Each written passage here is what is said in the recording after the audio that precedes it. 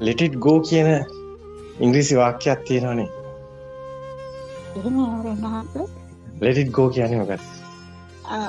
කිසිම දෙයක් ගණන් ගන්න එපා. ඒක ඒ මොහොතට විතරයි ඒකට ගන්න කියන කාරණා. ඔක තමයි අවසානයේදී තියෙන්නේ. හයි. මම දහම තුළ අන්තිමටම හොඳ කියන්නේ මේක නිකම්ම සිද්ධ වෙන එකක් නෙමෙයි. මේකට වෙනස් කතාව. let it go කියලා සාමාන්‍ය පෘථග්ජන භූමියෙන් කිව්වොත් හැම දෙයක්ම තියාගෙන let it go වෙනවා. හැබැයි මේ ආර්ය භූමියේ let it go එක වෙනස්. ආර්ය භූමියේ අවසානයේ let it go තමයි. හැබැයි ඒකේ නියුට්‍රල් එකක් තියෙනවා. හැම දෙයක්ම ඔහේ සිද්ධ වෙනවා. කිසිම ගින්නකුත් නැහැ. කිසිම ප්‍රශ්නකුත් නැහැ. පුදුම සහල්ලුවකුත් නැහැ. පුදුම සෝයක් තියෙනවා. සමහර වටපිට බලනකොට මිනිස්සු ගෝසාව මිනිස්සු නිකන් අර හරිය නිකන් අර ෆ්‍රාන්ස් සිටි එක මැද්දේ අර මිනිස්සු ඒට මෙහෙට යන කලබල පරිසරය.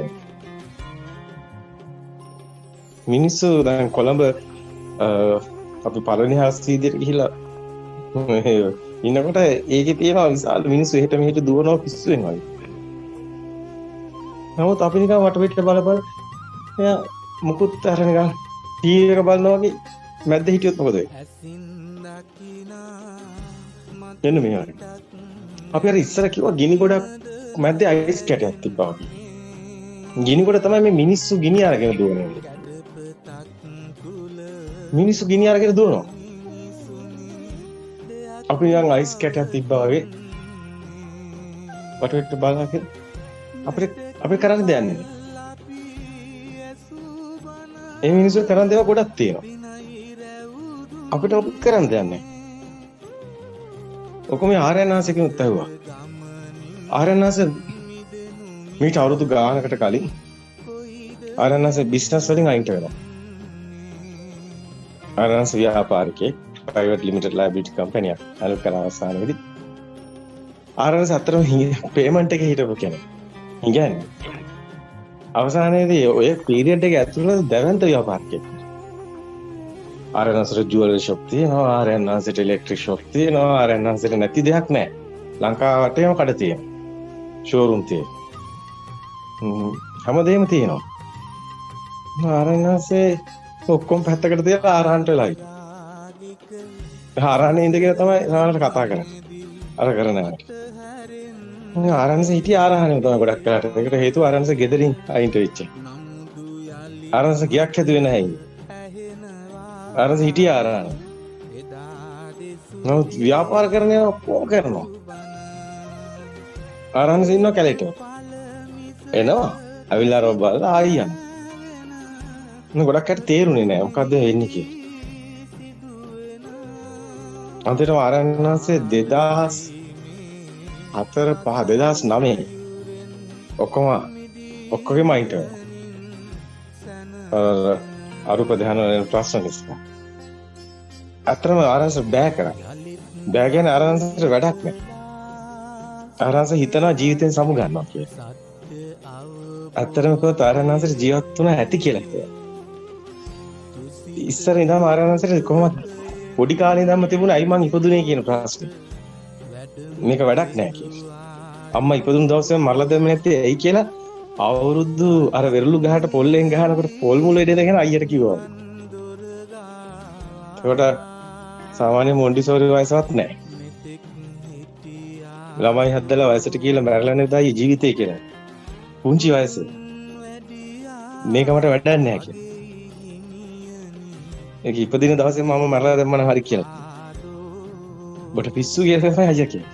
කිව්වා. පිස්සු තමයි. ඒ පිස්සව අන්තරම කැලේ යනවා කියලා ගහලා කාමරයට දාලා කළුවර කාමරේ වහලා තියෙන තත්ත්වයට පොඩි කාලේ වැටලා දුන්නා. නේ කොයිනේ පොල් ගහක් උඩ බිමට වයින්නේ නැහැ. පිස්සු. මිනිස්සු සම්පූර්ණයෙන් එපා වෙනවා. හේතුවකුත් නැහැ. අර කැලේට වෙලා කුරුල්ලෝ දිහා බල බල ඉන්නවා. අර ගස්වල කොළ හෙල්ලෙන හැටි බල බල ඉන්න. කුඩු ගහලා. මේ පුංචි වයසේ. ඔහොම ඇවිල්ලා කතාවේ අවසානයේදී අන්තිමට අර ගේම් ඇද්දේ භාවනා කරලා. ඔක්කොම නිදි ගත්තට පස්සේ පංචාශ්‍රය වගේ ටීප් එකක් තිබුණා ගේම්. ඒකේ බිත්තියේ කෙරවල තිබුණා බුදු පිළිමයක් ගහ. අර බෝකොලේ. ඕකුඩ රැට ඔක්කොම නිදි ගත්තට පස්සේ ඇවිල්ලා වාටිලා. පරක බඳ ගන්නවා. ඒකට අවුරුදු සාමාන්‍ය 7 6 පන්ති 7 පන්ති විතර ටිකක් ලොකුයි 7 8. ඔක තමයි ඊට පස්සේ ජීවිතේ ගලන්නේ ওই විදිහට. මේ අමුතු දේවල් දැනෙන්නේ වෙන පන්ති ඉගෙනුවත් ඒක වැඩක් නෑ. වෙනම කතාවක් අමුතු විදිහට දැනෙන්නේ. සමහරට ටීචර් දඩුවම් දීලා එළියට දාන එක හොඳයි පන්ති. එළියට එලා ඉන්න කැමති. මේ මොන විකාරයක්ද කියලා හිතෙනවා. අන්තිම පන්ති අන්තිමයි. 6 පන්ති අන්තිමයි. අන්තිම 9 පන්තියට එනකොට පන්ති පළවෙනියක්. ඒකත් විශාල අරගලයක්. නේද රෙද්දක්ද මේ කියලා. ඔය වගේ අපුතු විදියට තමයි දැනෙන්නේ. ඊට පස්සේ ඒකේ හිමත් වැඩක් නැහැ කියලා හිතේ. ඊට පස්සේ ඔය ප්‍රශ්න එක එක ඒවා නිසාම තාත්තත් එක්ක ප්‍රශ්න. ගෙදරින් එළියට බහින්නම වෙනවා තමයි. ඊට පස්සේ මහපාරේ. අන්තිමට හිඟන්නොත් එක්ක. ඉතින් ඒකත් හරි සුන්දර කතාවක්. නේ තංග චිංග වාංග නිවුරු අම්බරුව පත්තුරුව කියලා දික්ක ස්ටේට් එකේ ඉඳගෙන හැට්නෝල ලයිමේ අන්තිමට අර ඔල්ලෝසු කනෝ ගාව තට්ටුවක් ගහගෙන බඩු විකුණන. එතන ඉන්නේ කොල්ලත් එක්ක එකතු වෙලා. ඉතින් ඒවත් අතේ. අන්තිමට ටවුමක් ගාලා. හිඟා කන. පුදුම හිඟන්නේ. ජීවිතේ සුන්දරයි. මොනවා නැතුණත් සුන්දරයි. හිඟා කෑමත් සුන්දරයි. ඒ දැනෙන්නේ නැහැ. දුක තමයි සතුට. දුකද සතුට වේ කියලා තමයි හැමතැනම ලියන්නේ. ඒක තමයි ටෙම්පෝ එක. දුක තමයි ටේස්ට් කරන්නේ. එක එක්කෙනාගේ තියෙනවානේ. අභ්‍යන්තරයට දැනෙන ස්වභාව. මිනිසුන්ගේ දුක බලන්න කැමති. දුක් විඳින්න කැමති මිනිස්සුත් එක්ක. සල්ලි ගැනවත් මොනවත් ලොකු අදහස් නැහැ. ටේස්ට් එක. දුක්ඛ හොයනවා. ඊට පස්සේ දැවැන්ත ව්‍යාපාරිකයෙක්. ඒක ලොකු කතා තියෙනවා ඔක ඇතුලේ කියන්නේ කොහොමද වෙන්නේ කියලා. අන්තිමට ජුවලරි ගාමන් නැති දෙයක් නෑ අන්තර මෑන් පවර් ඒජන්සි ඉලෙක්ට්‍රික් ඒවා එක එක විදිහට අරනවා මොනවද බියුටි සැලූන්ද ෆ්‍රැන්සි මහල්ද ටෙක්ස්ටයිල් ෂෝරූම්ද නැති දෙයක් නෑ ඔය කාන්සිරි ගාල් කුටු කඩ නැති හැම තැනම ගිහින් තියෙන හැමෝගෙම ඩිස්ට්‍රිබියුට් එකක් කරනවා ඔය තිරකවර්ධන ඔය CIB ASB ඔය බොස්ලා හොඳට අඳුරනවා හැමෝත් එක්කම ගනුදෙනු කරලා තියෙනවා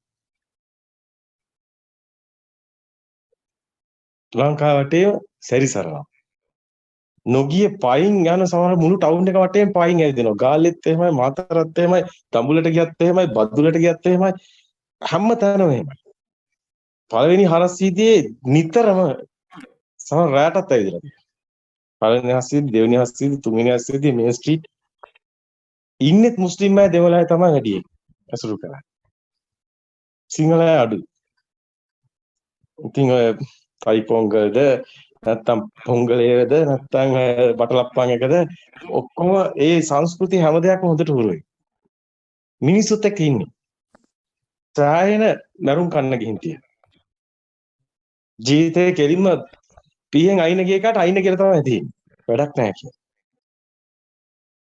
වෙඩි තියන්න ගිය එකට ඔලුවට තියලා ඔක තියලා ඵලයන් කියලා තියෙනවා